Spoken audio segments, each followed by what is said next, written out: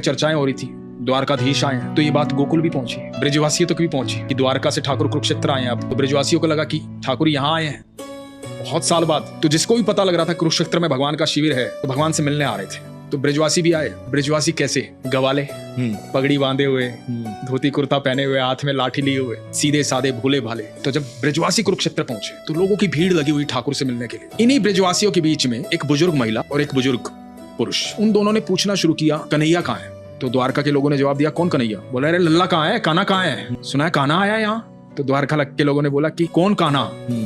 किसकी बात कर रहे हो? बोले, अरे कृष्ण।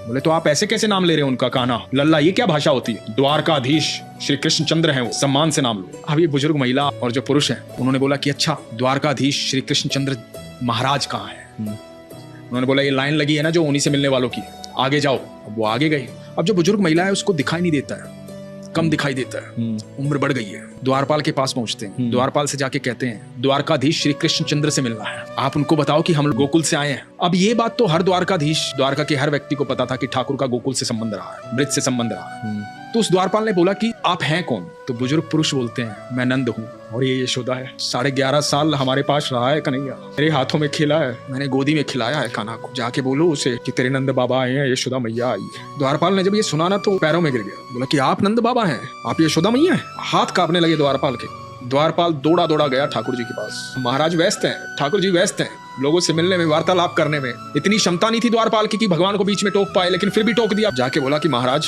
नंद बाबा और यशोदा मैया आए हैं गोकुल से। तो एकदम कृष्ण देखते हैं द्वारपाल की तरफ, क्या कहा तुमने? कि नंद बाबा और यशोदा मैया आए हैं गोकुल से। इधर नंद बाबा और यशोदा मैया चलते चलते महल की तरफ बढ़ रहे हैं, चला भी नहीं जा रहा है, बूढ़ी हो गई है यशोदा मैया। सामने देखती है, बड़े सिंहासन पर पीतांबरी पहने हुए, मोर मुकुटधारी, अद्भुत तेज, धुंधला धुंधला दिखाई दे रहा है। कृष्ण बैठे हुए हैं, नंद बाबा देख रहे हैं भरी हुई आंखों से, यशोदा मैया देख रही है। भगवान श्री कृष्ण के अंदर इतनी क्षमता नहीं बची है शरीर में कि वो चलकर आए। अनंत ब्रह्मांड का रचयिता स्थिर हो गया। और जब कृष्ण को आभास होता है, कृष्ण दौड़े चले आते हैं, देख रहे हैं यशोदा मैया को, बूढ़ी हो गई है, नंद बाबा को देख रहे हैं, बोल नहीं पा रहे हैं कुछ। बोलते हैं मैया, और यशोदा मैया बोलती है, द्वारकाधीश श्री कृष्ण चंद्र।